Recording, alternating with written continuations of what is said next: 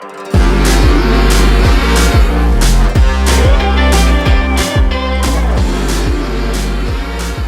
right, my Renowned fam, Happy New Year again. Welcome back to the Renowned Leadership Podcast. I am your amazing freaking host, Stephen Morris. And today I have a returning guest, a personal mentor and coach of mine, and just the woman that put boss in the word boss.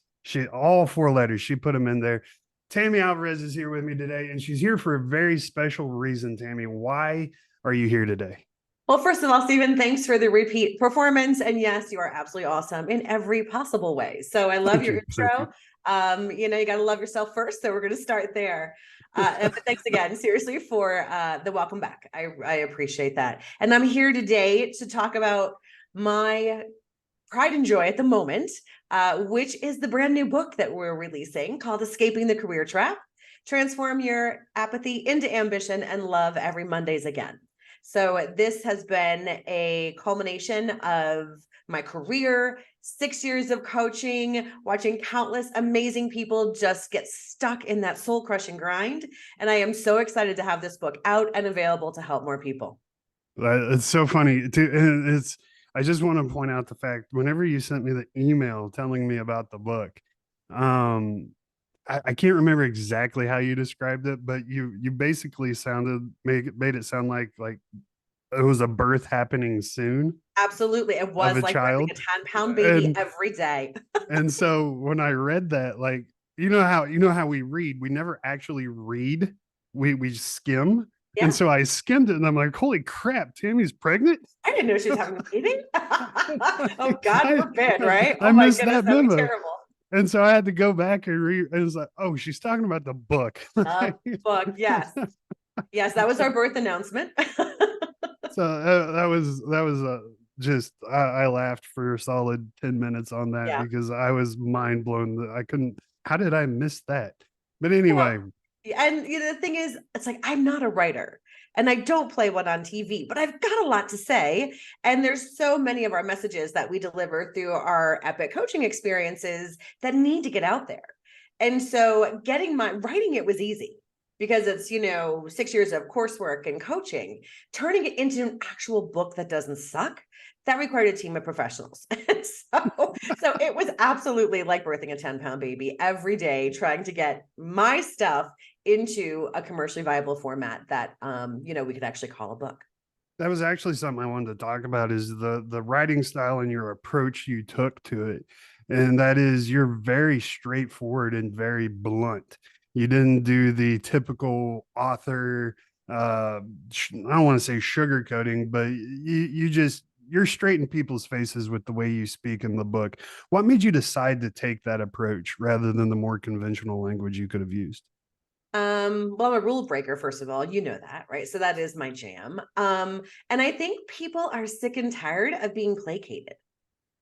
So what that feels like on Sunday night when those, like around 3:00, when you start to log on to email and you get this awful pit in your stomach and you're like, if I have to suffer fools one more day, I'm going to shoot myself, right? It's like you can't handle it. And pacifying people with benign language that actually doesn't talk about what the problem is, and more importantly, how to take the steps to fix it, doesn't serve anyone.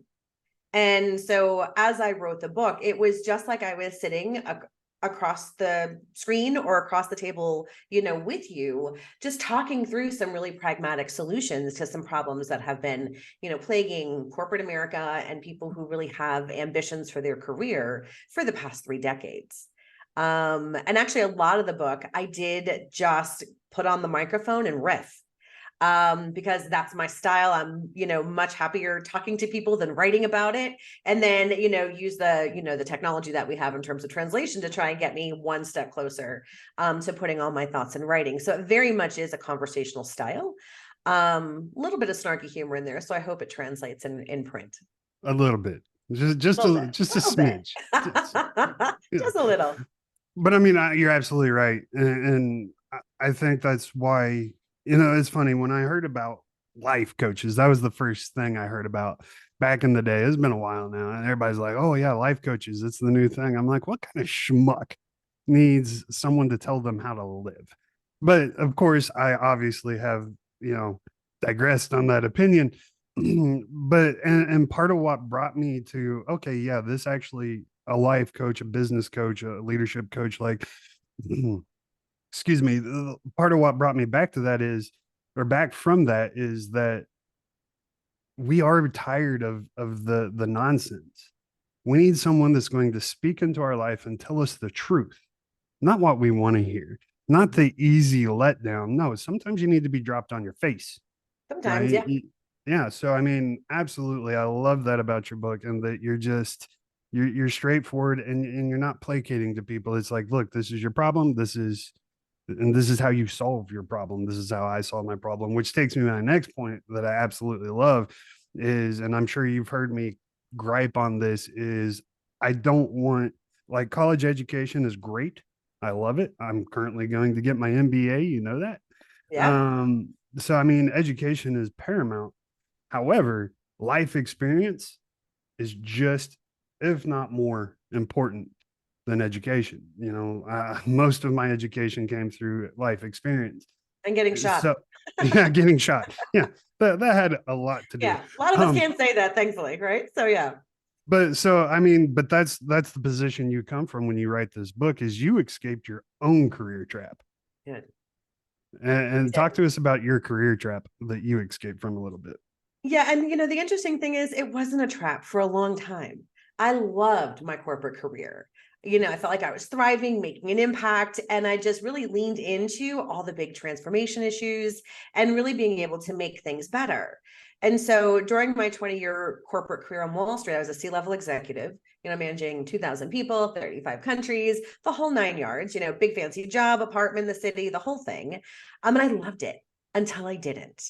And I tell this story in this book, every now and then you kind of have those moments that you see in the movies where it's like, it's that one defining moment.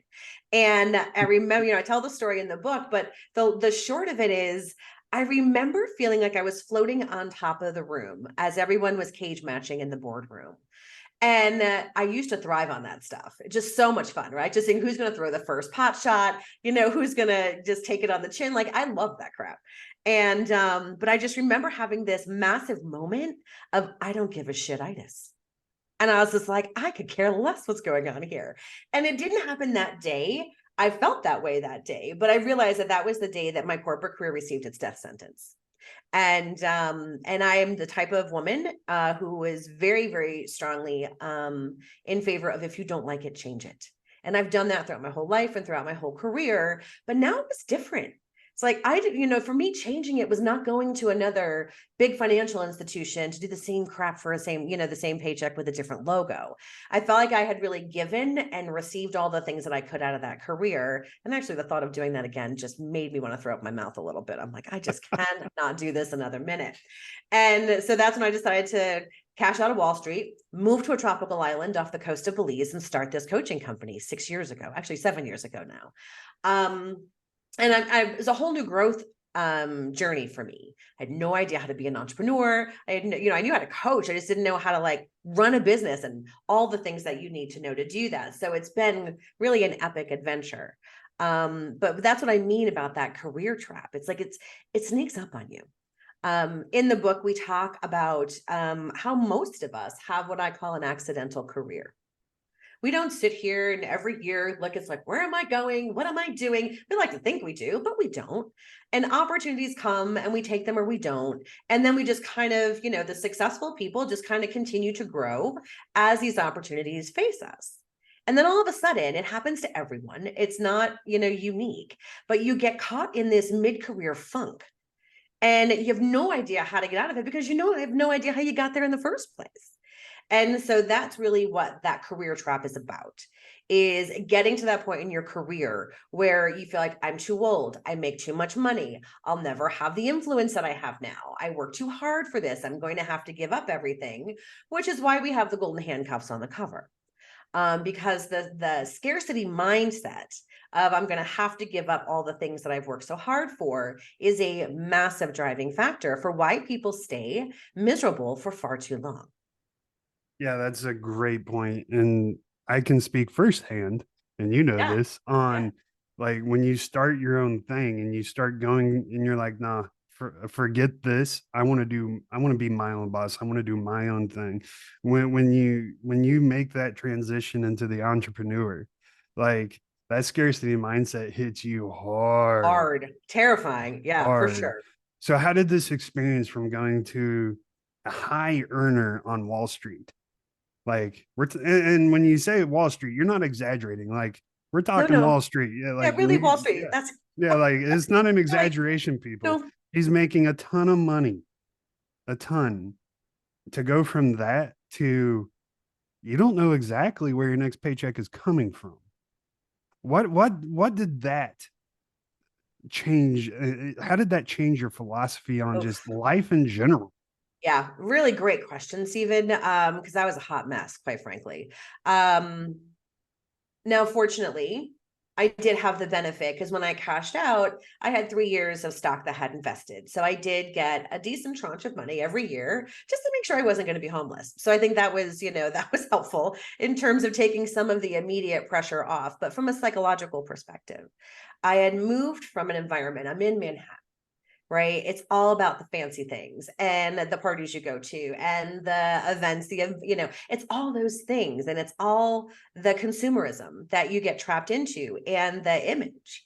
And so moving from that to going to a tropical island where I sold all of my Louboutins and my Prada and my Manolos and everything went because I didn't need it and were wanted at that point. Well, at least I think I didn't want it. I wasn't sure. And to the point where I didn't even own a pair of Gucci flip-flops when I went, right? So I went from Soho to boho like that. And I think one of the biggest, revelations I've had, and this continues today as as my partner Steve and I continue to have this expat lifestyle, is that the first year of an entrepreneur, I've never made so little money and lived so richly. Mm. And that was a mind-blowing experience for me because all of a sudden I could go scuba diving before work. And all of a sudden I'm like, you know what? I think we're just going to take the day and go hang out on a boat for the day. And, so when you live in the tropics, obviously you've got those options. We're in Mexico City now, so scuba diving is not quite as available. But being able to lean in to the things that fuel me. And I think that was part of my initial problem is I'd been so focused on work for so long that when we moved, like there's a bunch of expats there, no one cared about what I did. And that's always the first question you ask at any party. It's like, what do you do? Who do you work for? And what's your title? You're trying to size everybody up. That's how I used to Right. communicate. And so I had nothing to say. I was boring as hell because it was always about work. If you want to talk about markets or the economy, I'm like, I'm all in. But it's like, oh, what do you like to do in your spare time? I'm like, who the fuck has spare time? So it really was a shift for me to start to really have that balance in terms of what do I care about? What are the things that really energize me outside of how I make an income? And being able to figure out this entrepreneur thing at the same time. So it was a really interesting money mindset shift, but also a whole life fulfillment mindset shift in that no one really gave a crap what I did. So I had to actually find a different way to be interested. Yeah, that's so interesting how the world works, isn't it? Because we're so full of ourselves that Oh we yeah, think the world should care about who we are and what we do. absolutely. Why wouldn't they? Right, absolutely. And then you leave that environment where everybody does, where it is important, and then you suddenly realize how insignificant you actually are to the world. Right. And I experienced that when I left the army because, I'll never forget my first job interview.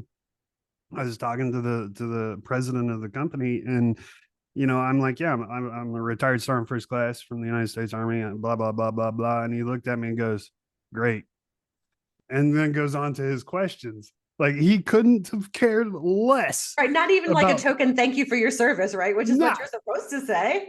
He's just great, and he's a veteran as well. So I mean, it is what it is. But it just hit me like a ton of bricks. Like the world doesn't care about my accomplishments in the army. They No. mean nothing to them. Yeah, it's like an And interesting story, but that's at the end of it, right? It's like, yeah, move on. absolutely. Mm-hmm. So I mean, I can totally relate. So what is the big takeaway you want your readers to really grasp as they go through the pages of your finely pinned artwork. and expertly maneuvered with people who do this for a living, right? So I think that the biggest takeaway that I want every reader to really absorb, and more importantly take action on, is that you have way more control than you think you do. And so many people feel stuck and paralyzed and they don't know what to do, or they feel like they don't have options. And the reality is, you don't have to move to a tropical island like I did to make a difference. And you don't have to take these epic swings to be able to really change that tide and start to feel energized and fall in love with what you do again, and really feel like what you do matters. But you do have control. I mean, right now, the beginning, the book is in 4 sections. And the first section is just called Reveal, the dynamics behind the dysfunction. And the relationship between corporations and employees could not be worse. It has been getting consistently, worse and worse and worse the whole time. That's not English, but we're going to use that today. We're recording in the morning. I don't have enough coffee yet. And, but people feel like they're stuck. And the reality is that despite the dysfunction, despite the fact that no matter how hard both companies and employees want to love each other and peacefully coexist and do big things and can't, you can still take action. And then once you realize that, okay, this is the field I'm playing on, now what do I do about it? Then the book will take you through the rest of that journey in terms of aligning with your vision, which is the second part, and breaking all the rules, which is the third part, and then ultimately thriving, which is part 4. And so we take you on this journey of realizing, okay, things are messed up, and they're going to be. Sorry, you're going to find your unicorn once in a while, but generally speaking, it's a hot mess out there, but that's the field we play in. And then how do you change things and really start to put yourself first? Then what do you do? What rules do you break that have been holding you back for your entire career so you can start to thrive again? Let me interrupt you real quick. Yeah, go ahead. Because I want to ask this question before I forget it. What lulls us in to this complacency that puts us into these golden handcuffs? Is it the finances? Is it the security? Is it different for everybody? What was it for you? I think there's and I'd like to say, and everyone is unique, but there's some really consistent themes that come through in terms of why people get stuck, right? So first of all, with that accidental career, you're continuing to see success, right? So you hang out, you do your thing, you're good at it, you get promoted, then you kind of bounce into this area, you're a 6-year rock star, you keep going. And so, you've got that consistent success that kind of is an energy rush. And you feel like, all right, I'm a rock star, I can do this. And then with that, the money, the influence, the perks, and all of those things come with it. And so the thing that keeps us there, I believe, is comfort. And I believe that comfort and complacency kill. I think it's the new smoking for corporate. And a lot of my clients who are very privileged in terms of, they're mid to senior level leaders in big companies.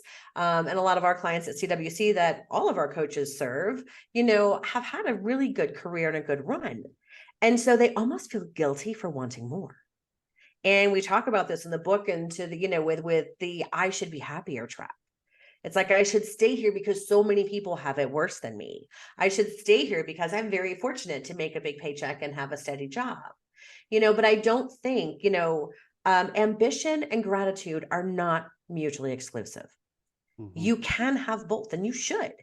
So just because you're grateful for what you have doesn't mean you're like, I want more. I can do more. I deserve more. And so those are the things I think that, the scarcity mindset, I've got to give things up. Complacency and comfort, just settle in, like, okay, it's like your favorite pair of jeans on, a fall day. And then before you know it, now you're sidelined. And you've missed all the warning signs that have been, tapping you on the shoulder and sometimes punching you in the back of the head throughout the process. And so that's really why people get stuck and stay. Yeah, there's so many different threads you can pull there. In the Army, we have a very powerful motto, and that is complacency will kill you.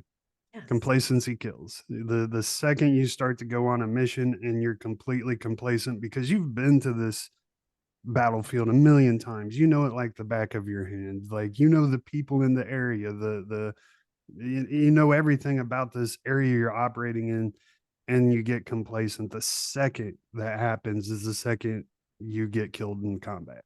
Yeah. So it's something we harp on so much. And then the other thing that you said, I think, is really just insanely powerful, especially for me, because that is a trap I do get stuck in, is my comfort, is the idea like, hey, I've got to give up, it's not Louis Vuitton for me, but is I got to give up my creature comforts, my the things I love to do, in order to do this thing. Building a business takes a massive amount of time, so I don't get to go fishing as much as I would like to, right? So that's something I had to give up.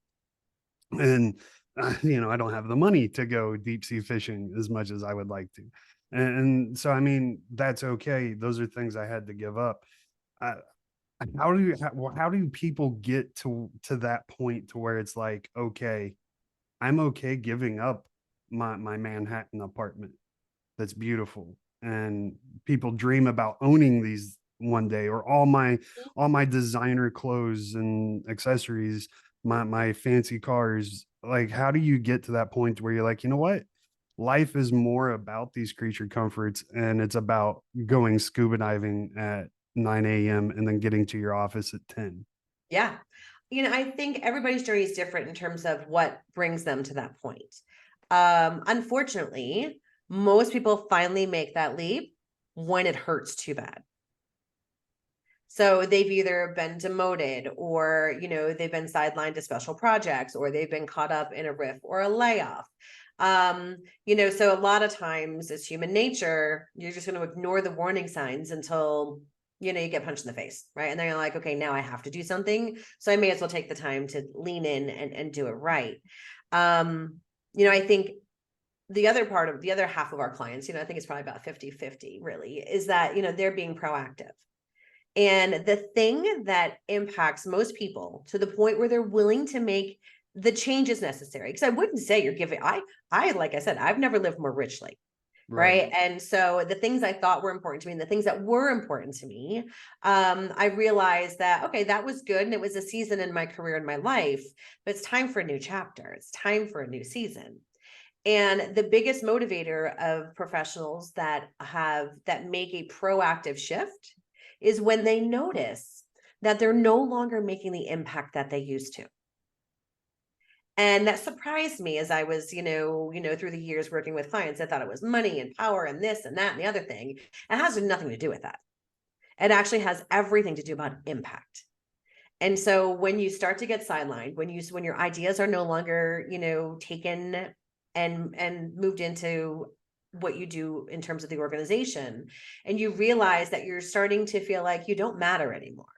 The things you do, the impact you make, the ideas you have is like falling on deaf ears, then that's usually when people will start to take a proactive approach. And that's usually when they'll start to make that shift, which is so important if you're in mid-career, is moving your focus from being paid for what you do to being paid for what you know. And that's a game changer for everyone. You get out of the slog, you get out of these things. And so we talk about that in the book as well, in terms of how to make that pivot. But that's usually what we're seeing in terms of when people finally call it. It's either they have no choice because the decision's been made for them, or it's an impact driven decision because they know that they can make a bigger impact somewhere else. Yeah, absolutely. And obviously, if you're listening, and you haven't been punched in the face yet, you need to be proactive. I strongly recommend you start being proactive and Punch in the taking face is control. no fun. No, it sucks. It really sucks. And that's what happened to me when the Army's like, "Nah, you're too damaged. We gotta let you go." And it's like, dude, like 16 years of my life was dedicated to this. How can you just let me go? Like, that's not fair. Totally. And there was no choice. So yeah, totally, getting punched in the face sucks. So strongly recommend being It proactive. totally does. It's the worst. No one likes it, and when you do get punched in the face, what happens is you're not making decisions from a place of strength. Yeah. And now your confidence has gone on vacation. You have no idea when it's coming back. And you're not used to having, these low self-confident moments. And you've got all this crap in your head, these, the gremlins and the self-doubt and the inner critic and all of those things saying, maybe my best years are behind me. Maybe I don't have it anymore. Maybe I never really was that good in the first place. And it was all just random chance. And so when you are proactive, you're still in that rock star mindset. You're like, I know I've got That's game. Good. And I know that it's not me, it's them. And, because it's nothing personal, it's just seasonality. Things don't stay in your life forever. That's just how life works. And so being able to have that confidence to say, you know what, I'm going to do something different for me. I'm going to do something better for me. So that way I can make a big impact somewhere else is really what it's all about. Yeah. So one of your biggest philosophies is break all the rules. Yeah. Intelligently break all the rules. And that initially is one of the things that we're We're totally just not butchering speaking it. English this morning. It's okay. We're making up our own words. It's fine. That's one of the things that definitely drew me to you. And like, yeah, I need to work with you. I want you speaking into my business and life. But in your book, there are a couple other philosophies that I absolutely love, which is when you jump and that's going to appear, and progress happens at the speed of trust. Isn't that great? And I love neither those. one of those are my words, by the way, right? Those were people that I interviewed for the book. So, and those are some of my favorite things. Throughout part of the book, it is what I do is I share the journeys of so many other business leaders that have gone through this process. Some of them are my clients, and so their names have been changed and the companies have been changed just to keep everyone safe and comfortable. And then a lot of them have been coaches and advisors that have been in corporate and have made the shift. So it's not all just about Tammy and my silly stories and all that, although there's enough of that in there. It's amazing perspectives from people all over the world, and I'm not kidding you, all over the world, that you realize that the things that you think and the things that hold you back and the things that you want for yourself, it's like, I'm not alone. Like, all of this is common. And this is how this particular person saw the other side of it versus a different strategy. And so I love those two quotes. And just for the record, neither one of them are from me. Do you want to take back your career? And are you feeling like you are trapped in the soul-crushing grind? If so, you need to buy our new book, Escaping the Career Trap, Transforming Your Apathy into Ambition and Loving Every Monday Again. It is time to say hell no to the status quo. And if it feels like the zombie apocalypse has invaded your career, it does not have to be your ultimate fate. No one prepared you for this mid-career funk or how to get out of it. And if you've got a massive case of I don't give a shit-itis, you are not alone. If you dread Mondays and you find yourself wondering what's the point, and maybe you're worried that it's too late for you to make a change, then you need to read this book. There is a way out, and you can reinvent a vibrant career and thrive again. I can't wait to show you how. Buy the book, Escaping the Career Trap, and watch how fast your career will explode. Yeah, that's awesome. And if you want to hear Tammy talk about breaking all the rules, you can go back and listen to that episode. It's actually called Breaking All the Rules with Tammy Alvarez. She pretty much spends an hour breaking down what that means, and I highly recommend it. And you're right, like it's so funny, and it kind of plays into my favorite quote, which is, action breeds clarity. When you jump, and that's going to appear. I promise you, every time you start taking action, it's amazing what suddenly starts happening. But we get stuck in the career trap. We get stuck in complacency. We get stuck in comfort. And then we're scared to take those steps. We need that safety net. So super powerful. I absolutely freaking love when you jump and that will appear. Can you tell me who said that? Or because you're gonna put me on the spot now. Okay, it's okay. I think it was Kate Milne, but I'm not 100% sure. Okay, there's no one I know then. Okay. No. This was a great advisor where I had been a guest on their podcast actually. So we just, awesome. mind melded immediately. I'm like, I need you in the book. So we did the interview. That's awesome. I was just wondering if I knew who it was because I wanted to give him mad props because I just well, love that. during our various launch parties, you'll have an opportunity to meet each other. So that'll be good. Awesome. Yeah. So after reading your book, you mentioned the readers will have everything they need to regain their power and control and really shape their future. Can you give us, I don't want you to give away the farm because people need to read the books. You do need to read the book today.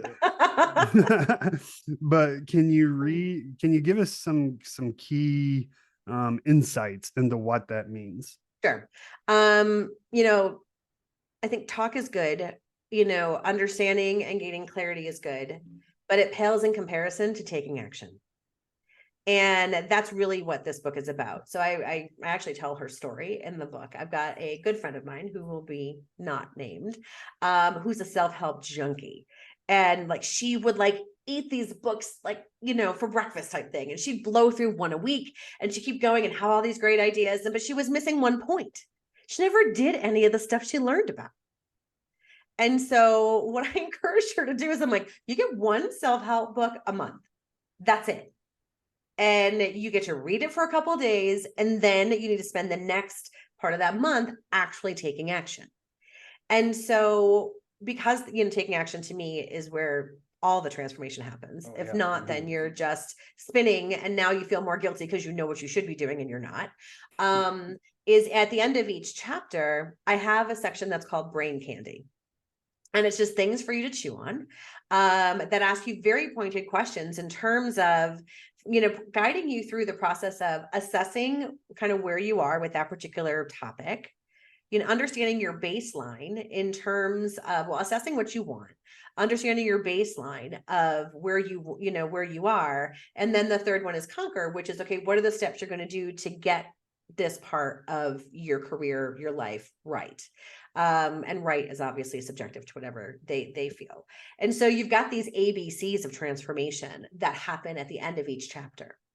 And in the chapters, I tell you what to do. And that's what drives me crazy about some coaching is that it's all questions and no answers. So I've been there, I've been in the boardroom, I've gotten my butt kicked, I've had some wins. It's like, you will definitely get some do this, not that in the book. And then that way you have the perspective of why things seem so jacked up. And they're like, oh, that makes sense. And now you know how to adjust your approach. And then here are the actual strategies that have been proven to work, not just for me, but hundreds of our clients. And so this book, I would love to see, people taking notes in the book, dog earing, highlighting. Like, this is a working book, in terms of being able to take you through 19 different chapters of transformation, starting from understanding where we are and ending with really loving every Monday again and really kind of bringing others along with you. So when I say you've got everything you need, you've got stories on how, like, to really practically apply the concepts. You've got the baseline of what's going on. Why is this stuck? You've got the how-tos and you've got the opportunity to really reflect on your own situation. And then in addition to that, we have a transformation guide that you can also up-level and purchase.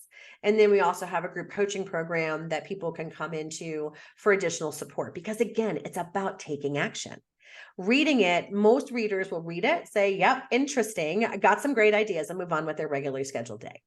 And I wanted to give our readers every opportunity at the micro to the macro level to say, this is my time to make the changes I need to stop feeling like I'm stuck in this soul crushing grind and really step into a career that energizes me. So that way I do look forward to Mondays again. And so that's what it means by you've got everything you need. Yeah, absolutely. I agree wholeheartedly. And we're going to get into what it means to love every Monday again here in a little bit. But I want to challenge you on something. This is something. Oh, I like challenges. Yeah, this is something I strongly disagree with. And that's work-life balance. I absolutely hate it when people are like, oh, I'm trying to find a work-life balance, because that implies that it's equal. Mm-hmm. And one of my big things is there's no such thing as true balance. There's acceptable balance.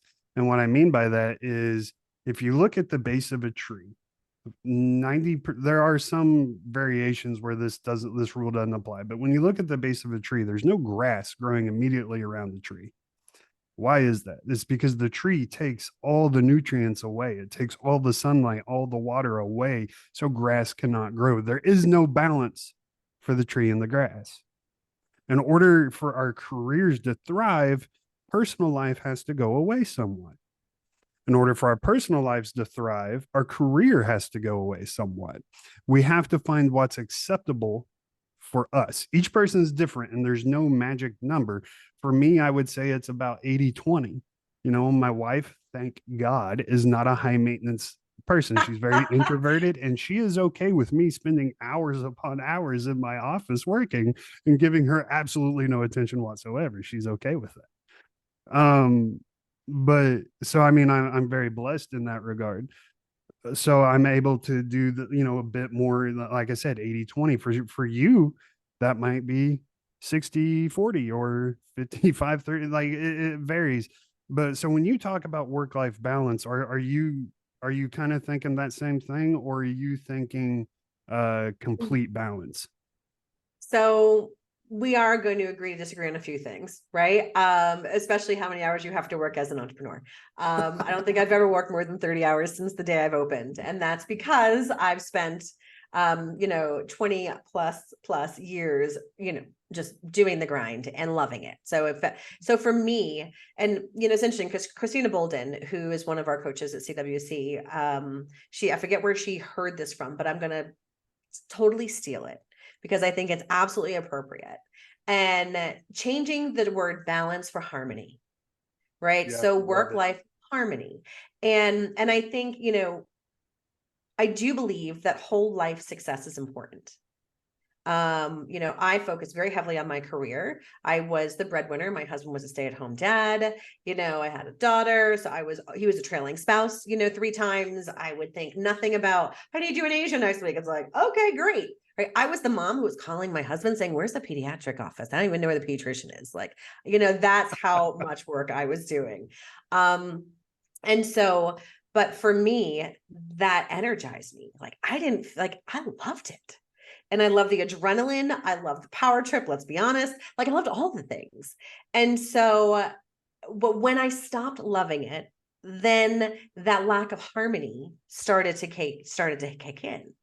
I'm like, I am not joyful anymore. I am not feeling fulfilled. I'm not making the impact. And quite frankly, I could give a flying what about what's going on here. So it's hard to make an impact when you don't care.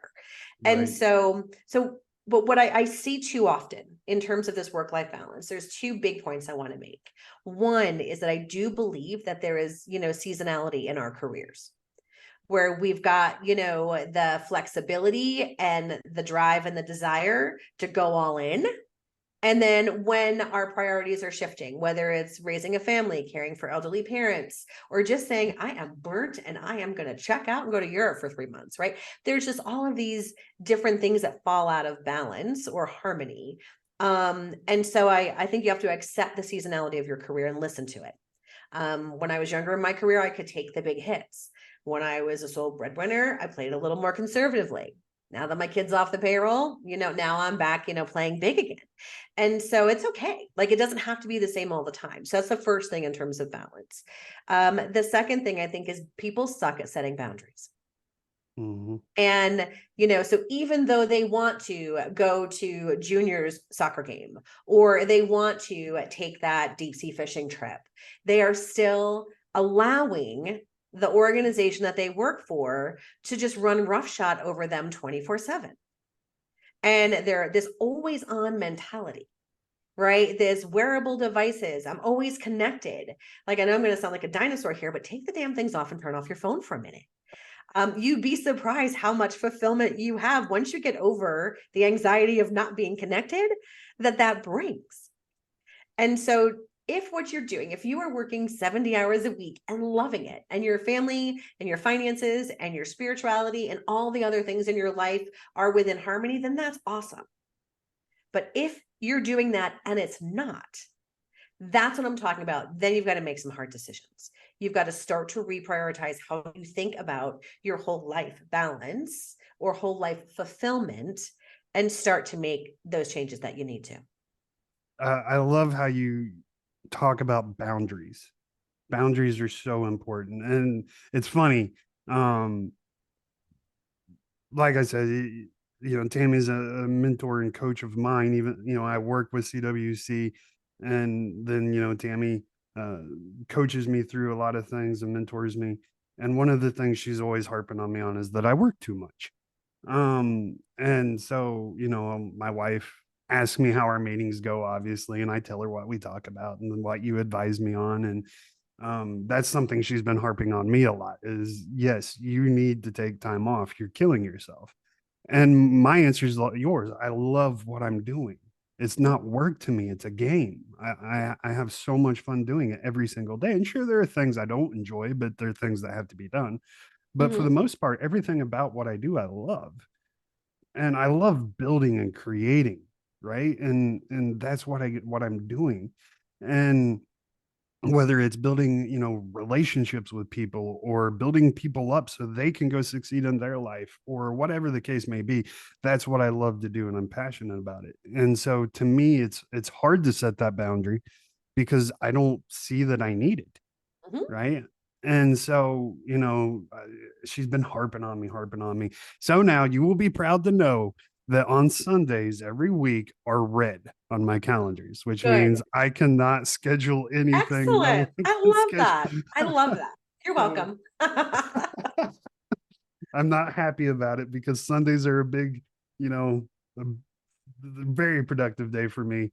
But she wanted a day to where, and it's not even to spend time with her, it's just to spend time with myself and relaxing Mhm. and do something that I enjoy, go fishing or whatever, go hiking. And so I mean that those boundaries are so very important, and I will let y'all know how it goes. I feel like I'm going to pull out my hair out of boredom, but I'm sure I'll find something to do. Well, and But I struggled with that too, right? Because when I moved to Belize, right, it wasn't work, work, work all the time, and I had nothing interesting, that I had been, I had no hobbies. I traveled and I drank, and I love food, and that's pretty much it. And so the first bit is weird, right? It's just definitely a weird feeling because you're like, what do I do? But then like now I'm to the point where it's like, okay, hang on, I got to actually make some time for work. right. It's like between learning Spanish and doing this and figuring this out and and all these non-work related things that I'm excited about. But in the beginning it was very difficult because I was like, and that's when I did, like I'm working because I felt like I needed to. Like I felt like someone was watching me and I'm like, oh, what, like I can't go scuba diving again. I'm like, why the hell not? I'm the boss of me. I can do this. Right. And those types of things. So I think but there's a difference between boundaries, right? In terms of letting people overstep where you want them to be and recharging. And one of the examples I use is if we treated ourselves with as much care and attention as we treated our cell phone and our wearable devices in terms of making sure that battery is fully charged, everyone would be in a much different position. But we're in this mindset, especially in America, whereas if you need a break, you're weak, right? Right. If you need to step away, that's bad. And that's bull, right? And so, your tech needs to recharging, and so do you, which is why, we had closed over the holidays. I know you guys looked at me like I was smoking crack, right? I'm like, we are shut down from the 21st to the 3rd. And like, what? What? Like everybody had this look of like, now what do I do? I'm like, you do nothing. You spend time with your family, you have fun with yourself. And I guarantee you, your clients and all the other things will be here when you get back. And guess what? They were. And so that's what I'm talking about. And and focusing on doing the things that energize you. Like you said, you get a rush out of this. It's, it really fuels you. But when you can say, especially with your career, that, if these are the things I can do for 12 hours a day and never get tired. We all have crap we have to do, but if you can fill your day with as many things that energize you as you can, you're heading in the right direction. So I want to throw in a shameless plug for the CWC coaches. And this is something you mentioned earlier about how um a lot of coaches and or coaching is just question, question, question, question, and trying to lead you to come up with the right answer yourself. Sometimes there's just shut up, stop thinking, and do what I say. Right. I know the answer to this problem. Just do what I tell you to do. And so, and that is something that really drew me to your coaching and all of the CWC coaches, because we're all that way. We do understand the power of you finding your own solution sometimes, but also we understand the power of, really just, I know the answer, so I'm going to tell you so we can, because we have a very finite amount of time with you. And that I think is a very signature aspect of our coaching versus some of the competitors out there, is that, we can really dive into, avoiding the time waste and just, okay, so this is a simple solution. This is what you need to do. And then focus on the more philosophical things that you really need to dig into your personal self that we can't answer for you. And we can pull at those threads. So I just wanted to throw that shameless plug in there because I really love that aspect of what we do. We And call then it it coach leads. Celtic. Mm-hmm. Yes, we do. And I wanted to use that to dive off into, you're big into adventure, scuba diving, hiking, all that stuff. You're big into philanthropy, donating your time, doing, bettering the world in ways. And then you're also big into just taking control, becoming your own CEO, if you will, of your own life, of your own career. And how has all of that impacted your coaching and how you guide the CWC coaches into um, really bringing all these aspects of life into really helping you escape the career trap and live the life you should be living? Yeah, it's a journey. And I think the more we can share our journeys and the good, the bad, and the ugly in terms of perspectives that we get along the way, the better position we are to actually help. And so with my personal coaching, with my private clients that I work with, I've been in their seat, so I know what it feels like, but I've also been out of their seat and I know what it looks like. And so I can personally connect. I get it, been there, done that. Here's how you navigate, and here's how you get to where you want to be. And here's the upside when you get there. And then, and here's kind of the junk that's in the middle. Same thing with our coaches when I'm working with you guys. It's like, I've been there. I know that every time a client says yes, you're unstoppable. And every time a client says no, you're going to be homeless. I know how that feels. And so, but I also know how it feels now to have a thriving organization that's making a big impact in so many ways. And so I think that's really, I think our experiences as coaches allow us to kind of share that empathy, with our clients, but also share the dream as well. I love that. And uh, in your coaching programs, I guess I should say, we aim to inspire courageous leadership. And then I know that's been a very significant aspect for you. I was wondering, can you share a specific instance that made that defined to you what courageous leadership is and where it just became so important to you? I think that the best moment of courage for me was, from an entrepreneur perspective, being able to say, I am not following the path that everyone else is following. I would say about 2/3 of the people that were my colleagues and friends in New York asked me, why are you giving up? You've achieved everything that, people aspire to. Why are you giving up? Why are you quitting? Versus, oh my God, I wish I could do that too. And I think when we have that personal courage to say, this is what's important for me, and this is where I need to take my career, then that gives us the opportunity to really step into the ultimate courage, which is taking a path that is not something everyone else thinks you should take. So, and that's kind of what I figured, and that's so important on so many levels of always just understanding. I think the biggest key, and I think this is where people really screw up, is they get stuck in a trap of what the world tells them. And I know you've heard me talk about this a million times. The listeners have all heard me talk about this a million times, but the world lies to us about what is important to us. It tells us the house, the cars, the Mhm. money, all these things are All important. the things. But when you really look in the mirror, look into your soul and say, what is important to me? A lot of times those things, and you and I have had that conversation at length, and I'll be like, Tammy, this is not important to me. Uh-huh. Right.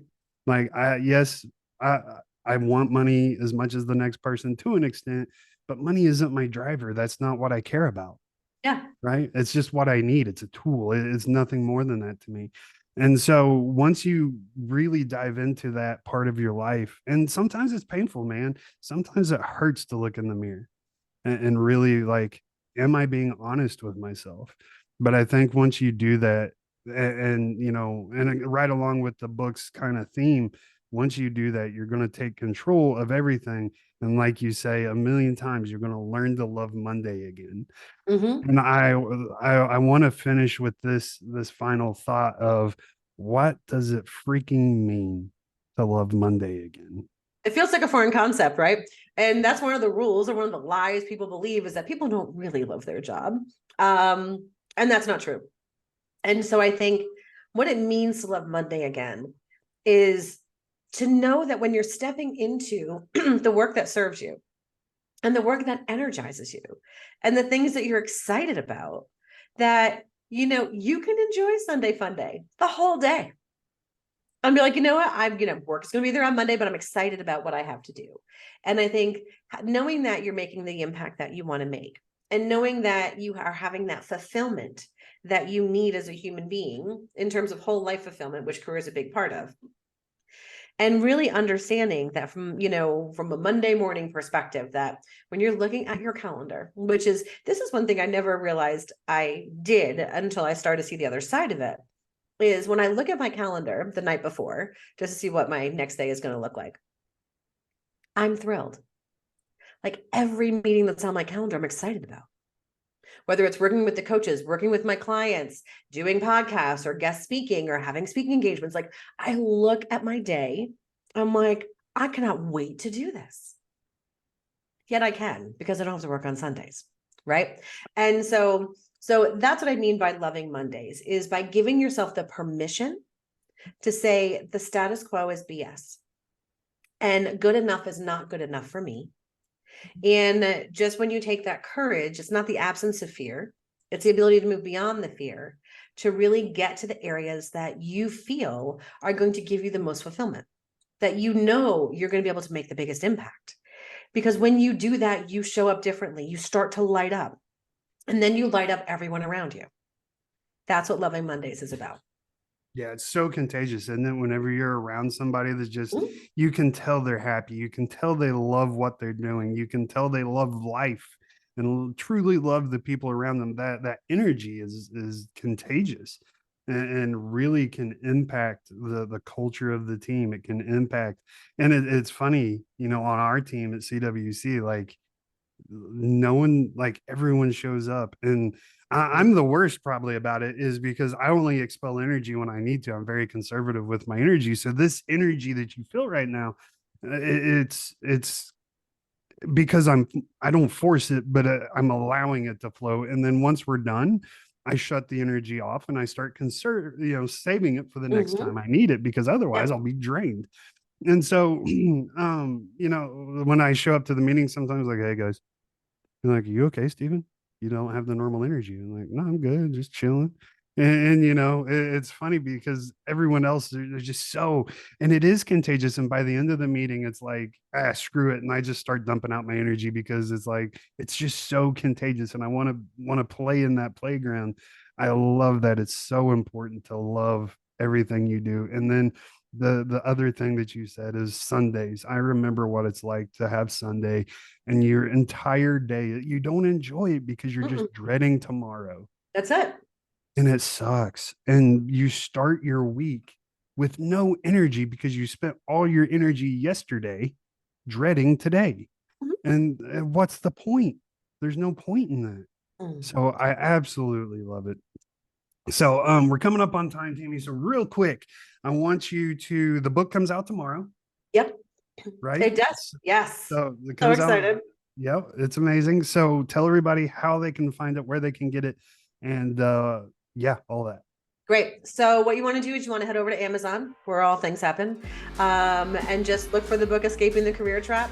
Waiting for you there will be the soft, or is the soft cover, the ebook, as well as the audiobook on Audible. So those are all locked and loaded and ready to go. So whatever your vehicle of choice is there for you. Also lean into escapingthecareertrap.com. When you do that, you'll have access to the transformation guide that's going to help you move your insights into action. It'll give you access and more information about our group coaching program. That's a complimentary offer to the book. And you can start to really lean in on the community and all of us coaches at CWC to really take the words that you're reading and make them into the life that you're living. I absolutely love it. And of course, I'm going to have links down below just to help you find everything. So make sure you go get the book. Make sure I'll have a link for Tammy and her bio. So make sure you go find out more about her if you've never heard her before. She's got an amazing story. And again, I highly recommend you go back and listen to her original podcast she did with me, excuse me, on breaking all the rules. With Tammy Alvarez. So I'll even have the link for that down below. So make sure you go to give her tons and tons of love. And once you're done doing all that, of course, you know the deal. Go to, and you can go to the careerwinnercircle.com website and find me there. Or you can go to renownedleadership.com and find me there as well. Click on the Talk to a Coach Now button and it'll take you straight to my calendar and you can come talk to me absolutely free. And we will see how we can help you learn to love every Monday again. So you know the deal, Tammy. As we wrap this up, every guest has to give me their best advice / wisdom / encouragement / inspiration / motivation on how to lead like champions. Oh my goodness, right? So I got to come over to the new one then, different than I did last time, I think, right? So to lead like a champion, you have to think like a champion. Ooh. And you have to act like a champion, and others will follow. So that is the knowledge bomb I'm dropping today. Oh, that hurts. You got to act. You got to, man. You got to do the work first before you expect people to do it. Mm-hmm. What? Crazy, right? That's crazy. A mind-blowing know. concept. I know. Novel. lead from the front, as we say in the Army.